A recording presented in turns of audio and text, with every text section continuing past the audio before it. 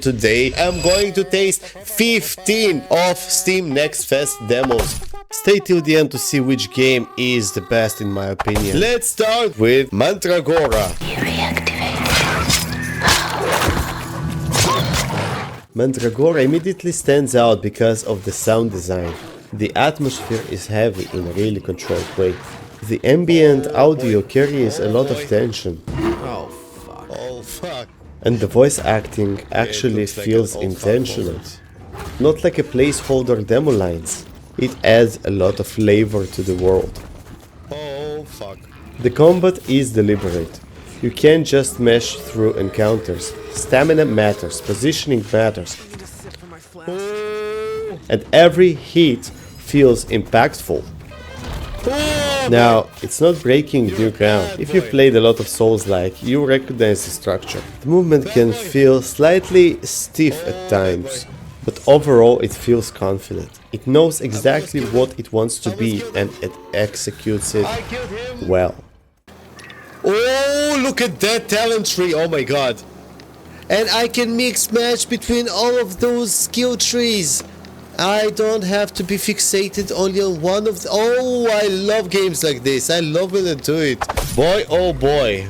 Okay, let's make it fair and square. In gameplay wise, I'm gonna give it a solid 8. Fun, I'm gonna give it a 9. Yeah, definitely. Originality, I'm gonna give it a 10. And polish, I'm gonna give it a 10 as well. Oh my god, this game is so polished. Am I going to buy this game? To be honest with you, I am going to buy this game. So Mandragora, first S tier in our tier list. Next game. Half Sword. Half Sword is chaos, but controlled chaos. The first thing you notice is how raw it feels. The physics-based combat is brutal and unpredictable. Every swing feels dangerous, not just to your opponent but to you. It's messy in a way that actually adds tension. Sound design helps a lot here. The metal clashes, the impact noises, they make every hit feel painful. Now, it's definitely junky. The physics can work against you. Movement isn't clean. And sometimes you lose because the system just goes wild. But that unpredictability is also what makes it exciting. It feels experimental, almost risky, and when it works, it's insanely satisfying. I got him right in the nugget. That was much more fun than I was expecting. The style is perfect. The gore is amazing. Gameplay. Bruh. In terms of what this game was right now, oh my god, what the fuck was that? Fun, 10 out of 10. Originality, let's keep it low, it's gonna be 5. Polish, it's not polish, it's a demo. But compared to other games in this genre, I think it's a solid 6. You can control both of your arms, so you can hold 2 different weapons, which is amazing and it's perfect. And in terms of how high am I going to rank this game, definitely this is an S tier for me. I'm loving it. This is amazing. Next game, Cargo Hunters. Cargo Hunters is one of those games that looks simple at first, and then you realize there's a lot going on under the surface. The core loop is simple. You drop in, loot aggressively, manage your inventory, and try to extract before everything collapses on you. And I mean everything. It has that risk versus reward tension that makes every decision matter. Sound design does a solid job supporting that tension. Weapon shots have punch, UI feedback is clear, and you always know when things are going wrong. Not at first. It's not flashy, but it's functional and clean. Mechanically, the build variety is where it gets interesting. Different weapons, different playstyles, different body parts, different approaches to how you move through the map. It gives you room to experiment instead of locking you into one safe strategy. That said, it can feel a little repetitive if you're not pushing yourself to try new builds. Early encounters don't always showcase the depth right away, and visually it's more practical than memorable. but the foundation is strong. The gameplay loop works, the tension works, and when a run comes together and you barely make it out with high value loot, that feels great. Oh boy! Not that it happened to me. Man. What do I have to say about this game? Boy, I do believe that this game can be also really fun. I did enjoy the couple minutes that I did playing it, and I do think that it has a lot of potential. Now, in terms of gameplay, the gameplay is 7. In terms of how fun this game is, I'm gonna probably rank it at around 7 as well. Yeah, in terms of originality, I think it is 3.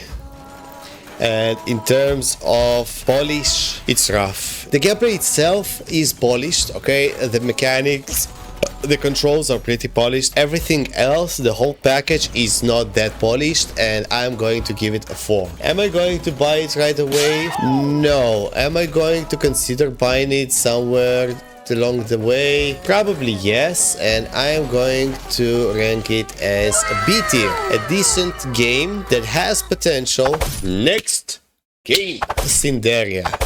Cinderia stands out immediately because how fluid it feels. Oh boy, movement is smooth, combat flows, abilities chain together naturally without feeling clunky. Dodging, attacking, repositioning, everything feels responsive. You're not fighting the controls, you're making decisions. And what really surprised me is the devs didn't hold anything back in the demo. You get full access, all characters unlocked, the entire hub open, upgrades available. That's rare. Most demos restrict you heavily. Here, they basically said, go ahead, break it. That decision actually shows confidence. You can test builds properly. You can experiment. You're not stuck with some watered down preview. The sound design supports that smoothness too. Clean impact, sharp feedback, nothing feels delayed. Now, visually it's strong, but the environment can start blending together after a while. And early enemies don't fully show how deep the system can go. But once everything starts stacking, characters, upgrades, abilities, it really clicks. Mechanically, this game feels polished and bold. It trusts its own systems, and that's what makes it stand out. Let's be honest, this game is amazing, I'm telling you. If you want to play one of the demos on Steam Next Fest, this is the demo that you should be playing. And Cinderia, gameplay wise, amazing, top tier, fun. It's getting 8.5 out of 10. Originality, it's getting 8.5 as well. And in terms of polish, it is super polished. It's getting a 10. There's no more polish than that, especially with the art style, the movement, the controls, everything else as well. Cinderia is going into S tier. Next game. Hey ho, the Spell Brigade, here I go. The Spell Brigade can be described in one word: precision. Movement is tight enough that you can literally be 1 pixel away from an enemy and not get hit. It has that threading the needle precision, where dodging feels skill-based, not random. When you survive something by barely slipping through, it feels earned. The pacing is clean, effects are readable, and everything flows together without turning into visual mush. My only real issue is control. In the demo you don't fully control where your character aims, but mechanically the smoothness carries it. When the flow clicks, it feels really satisfying. To be honest, this game is fun. It's already a full released game. I think the polish is top notch. The gameplay itself gets a 5 from me, okay? It is fun in terms of what it does. The game itself is amazing. The upgrade system is really cool. Originality. It is kind of original, kind of unique. And my final verdict for this game is A tier. Pretty good. Next game. Dark Haven. Dark Haven is clearly very early in development. You can feel that right away. Some animations are rough, the UI isn't fully polished, and it still feels like a work in progress. But even in this state, it has identity. Yes, the Diablo 2 inspiration is obvious. Dark tone, pacing, overall structure, but what makes it stand out is how the world reacts around you. The terrain actually shifts. Portals emerge from under the ground, the earth moves and reshapes itself mid-play. It's not just a static map, the environment feels alive. Combat is grounded and slower, which fits the tone, and it's not flashy, but it has weight. It's unfinished, no question, but even this early, the dynamic world system make it feel distinct, and that's usually a very good sign. Okay, so the game it's fun. I did not like it at first. Now I do like it a little bit more. The gameplay is pretty solid. Gameplay factor, I'll give it a 7. You know what? 6. Fun factor, it does get a 7. In terms of originality, yes, it does remind me at this point of Diablo 2. It does feel a little bit different, but still it feels pretty good, and I'll give it 6 as well. In terms of polish, it's getting a 5, and this game is going directly into B tier. It is decent. Next game. Deadline Escape. Deadline Escape has a really cool core gameplay loop. The tension is immediate. You're constantly balancing movement, positioning and survival, and there's this strong pressure to stay sharp the entire time. The structure of each run feels tight. It hooks you fast. Mechanically, the flow works. Movement feels responsive, and the pacing keeps you engaged. When things escalate, it genuinely gets intense. But here's the issue. The enemies feel a little unfair at times. It almost feels like they have wall hacks and perfect accuracy. You can break line of sight, reposition, and still get tagged in ways that don't feel entirely earned.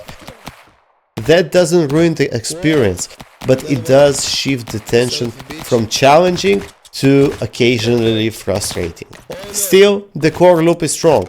If they tune enemy behavior a bit, this could be something really solid. So, Deadline Escape.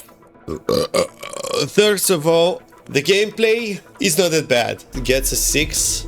In terms of fun, it gets a 7. In terms of originality, I will give it a 5. In terms of polish, it's pretty polished. Yeah, I'll give it a 7.5 even. Final verdict.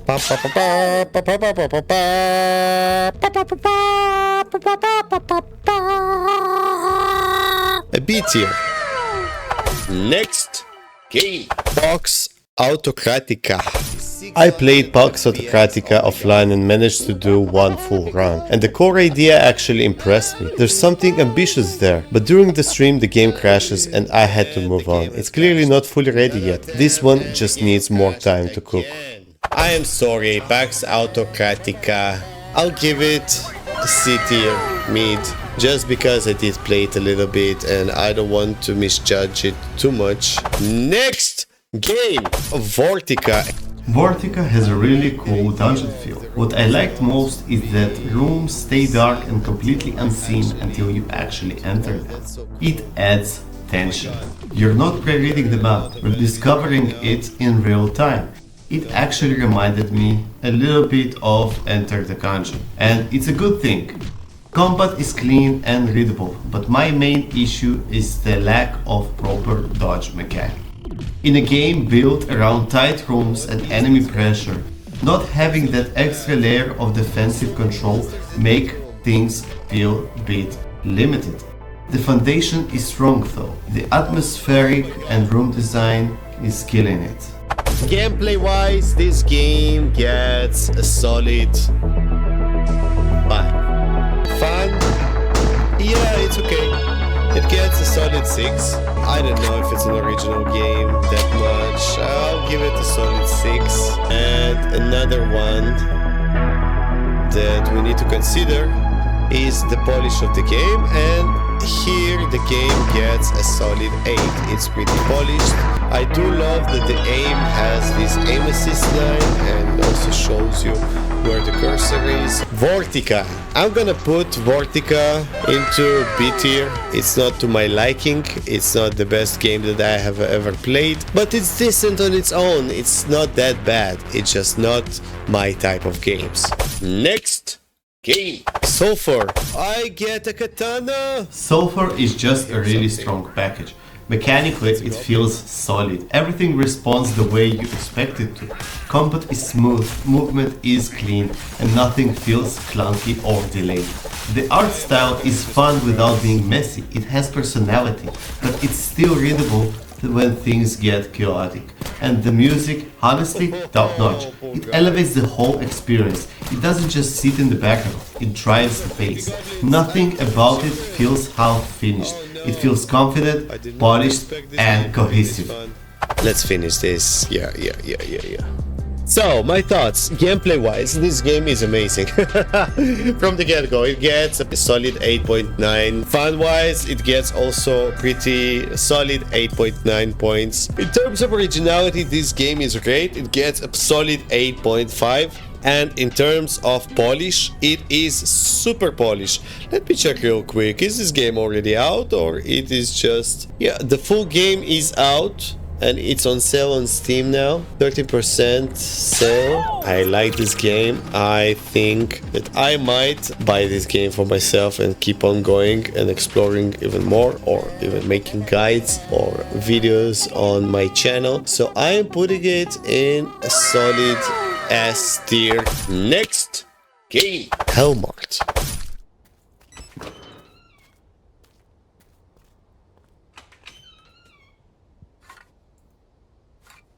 What? Hellmart has a really cool vibe.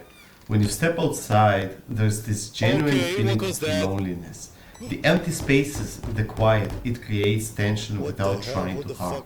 Atmosphere-wise, it actually works, but visually and mechanically, it feels pretty fuzzy and clunky. Movement isn't very sharp, interactions feel a bit heavy, and overall the pacing is slow, sometimes too slow. For a horror experience, that slow build can work, but it needs payoff, and right now, there just aren't enough jump scares or strong tension spikes to justify the pacing. So the mood is there, the loneliness hits, the concept is solid. It just needs tighter mechanics and more impactful horror moments to really land. That would be far too easy and conversation. Hellmart. It's a fun, interesting game. I'm gonna give it B just because it's not polished. Next game. Heroes of Might and Magic, Old Era. The Olden era immediately hit me with nostalgia. The mechanics, the pacing, the map exploration, it brought me straight back to my time with Heroes 3, the restoration of Arathi. I spent years at that game, literally years, and still playing it sometimes. And this demo revives that structure, resource management, hero movement, tactical battles, it's all there. But at the same time, it reminded me that it's not that game. It looks similar, it plays similar, but something about it feels different. Not worse, just different. And when you're dealing with something that iconic, even small differences can taste a little weird. The foundation is clearly inspired by the classic formula. The question is whether it can build its own identity instead of just echoing the past. I'm not sure how to rank it. It's C tier. Hopefully I'm mistaken and I'll play it again and I'll change my mind because I really want to love this game. Next game. HumanitZ. HumanitZ feels like a very grounded survival experience. Right away you can tell it's leaning more into realism than arcade chaos. Movement is slower, gunplay feels deliberate, and you're constantly thinking about positioning and resources. The open area gives it scale, and there's nice sense to vulnerability when you're moving between buildings. You don't feel overpowered, and that works in its favor. At the same time, it can feel a bit stiff.